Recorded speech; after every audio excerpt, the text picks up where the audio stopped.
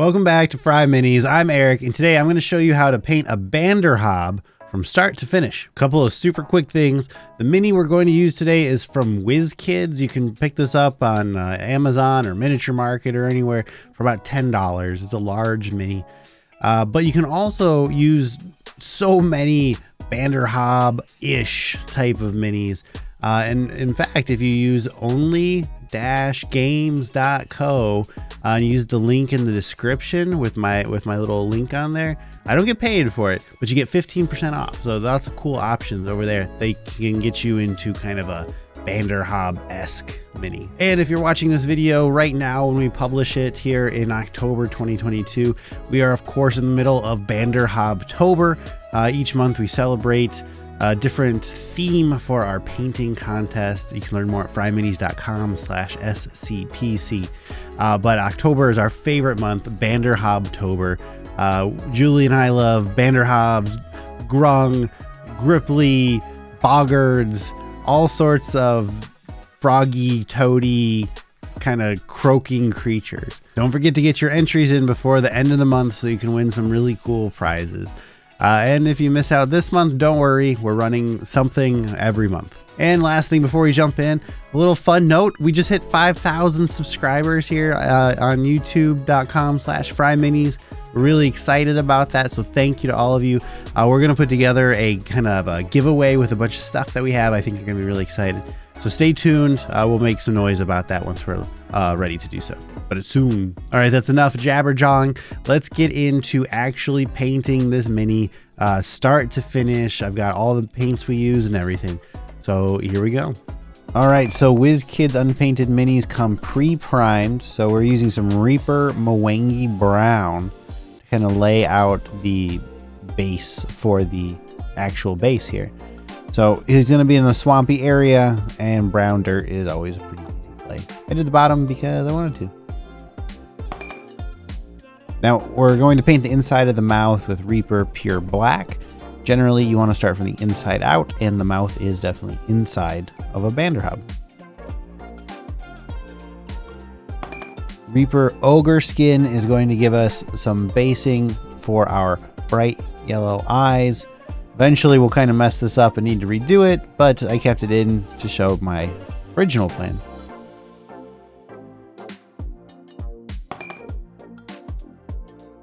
Reaper Dragon Green. So we've thinned this down because the base coat of primer from Wizkids is pretty thick usually. So we didn't want to lose any more detail than we needed to. So we're putting our primary color blocking here with the green. It's thinned down again. And so we'll actually end up doing 2 coats with this to really lay down that base. And we'll do more versions of green. I think building up a nice layered approach can get you kind of a really nice color depth, so you're not just one flat color across the board. I think that's the right way to go with a mini that you're really trying to work on. Now you might have noticed I did mess up. I got a little sloppy, got some green on those eyes, so I ended up just painting over those, and so we'll have to go back and do the yellow again. And that's okay, you know, it happens. That's part of painting.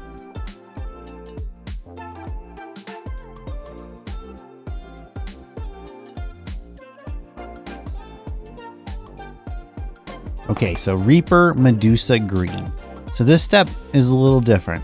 So this paint is very, very thinned down. I've added a lot of water. And what we're trying to do at this point is to tint that base coat of green into kind of a yellowy, gross green. So we've got some more steps that we're going to do, right? So what we're doing is establishing these layers of color depth. Now, because the paint is so thin, you will see that it goes into those little crevices pretty severely, but we're going to do more than one coat of this, and so it'll even itself out. But and you can probably be fine and skip that first coat of green, the dragon green, and jump right into this and then have a totally fine mini. But this is the way I like to do it when I've got the time and the energy, so we're doing it. Okay, Reaper Alchemical Green.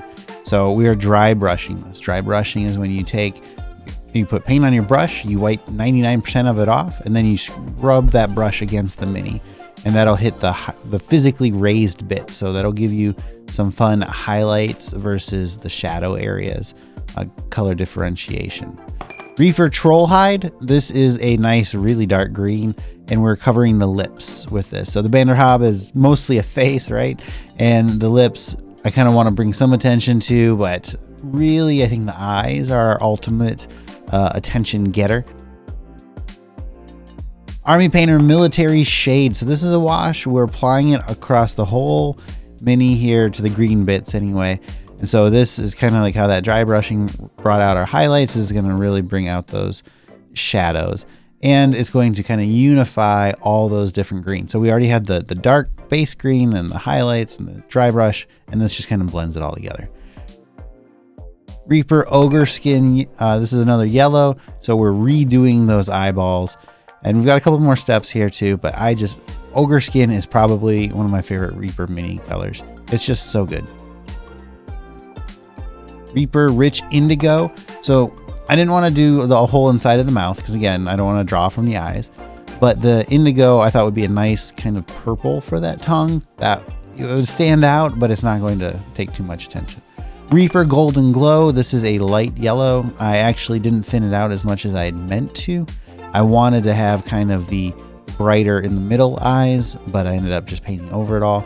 So then I thinned out some of the ogre skin, brought that out to the edges, came back to the center with Golden Glow, and that got us kind of in the ballpark that we wanted for that glowing eye effect. Reaper Brinewind Brown. This is going to be our color blocking base color for our teeth and our fingers. So we're going for kind of a tannish, khaki-ish gray tone for the bones. I didn't want to go bright white or anything. Reaper Treasure Map. This is going to be our highlight bits that really is going to make those teeth pop out, and those fingers and those claws and those toes and just all the sharp pokey bits. Reaper Runic Purple. So this was a big debate for me.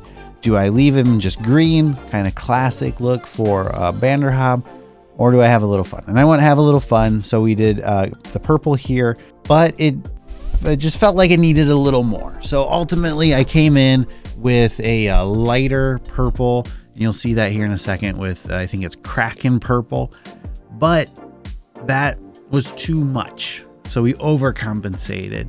So how do we fix it? And here's our Kraken purple. How do we fix something? We paint over it.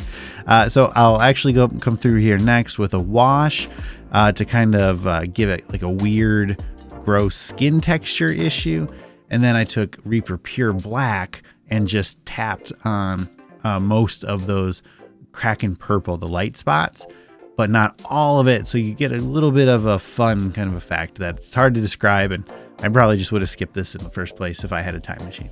Okay, so Army Painter Green Tone. This is that kind of skin irritation that we were talking about. We wanted to keep it green, but we wanted to make it dark, and I didn't want to do just black. So it's in the middle.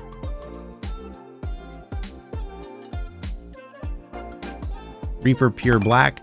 This we're for our pupils. We're just doing a fun little happy arch. This is like a fun frog eye. Reaper Trollhide. We're cleaning up the yellow to get kind of like an eyeliner effect here, just to get those eyes. Since we're drawing all the attention to the eyes, we want the eyes to be nice and clean.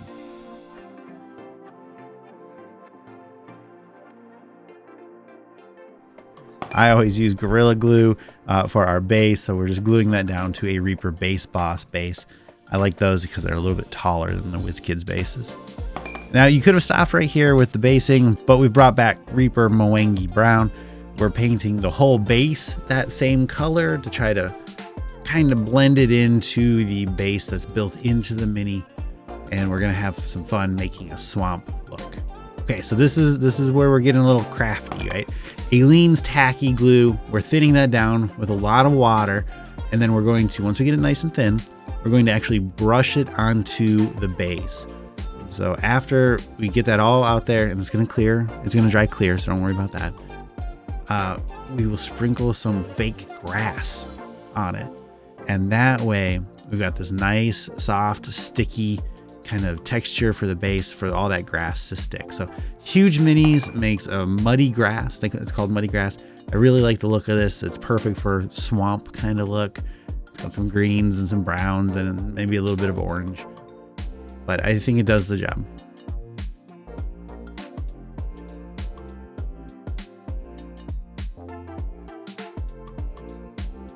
And that grass is great, but I did want a little bit of texture differences. So Army Painter, I've got these frozen tufts. Now these are meant really, I think, for frozen, like Arctic or steppe area. But we're putting those down. It's going to give us a little bit of variability in the basing texture. And we're coming in, right? It's going to be swampy. So Vallejo, still water texture. What this will do is this will dry into this kind of glossy, and it's going to look like water. This is really cool stuff. And you can also just like leave it out on things and make little like crackers of water.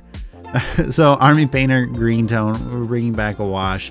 And this is just going to break up that Vallejo, the water texture, before it's fully dry. So this will give us a little bit of, think of like if you're in a swamp and there's maybe algae here, or plants there, and mud over here.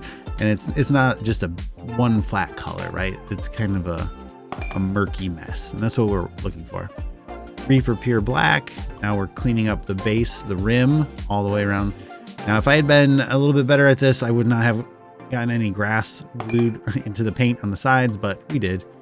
I wanted a glossy eye and tongue, so Reaper Gloss Sealer.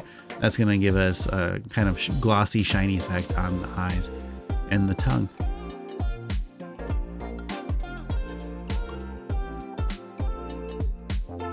All right, so yeah, I mean, I think it looks pretty good. I'm really happy with it. We definitely went with kind of a classic Banderhobb look. I know the purple warts are a little different, but generally we're in the ballpark of what a Banderhobb is supposed to look like for D&D 5e. You can have lots of fun and use the same structure that we used to paint this up, but swap out those colors. So maybe it's an Arctic Banderhobb, and so you use blues instead of greens, or flaming Banderhobb and you're using reds and oranges. But that general structure of how we painted this will work with whatever colors you're using. Okay, so thank you so much for watching. Learn more about all the Bander fun at fryminis.com/BanderHobbtober. And let us know in the comments. This painting video is a little different than what we normally do. I had a lot of fun with it. I hope you like it too. If you did, leave a comment letting us know, or join us over at discord.gg/FryMinis and tell us over there. Thank you so much. We'll see you later.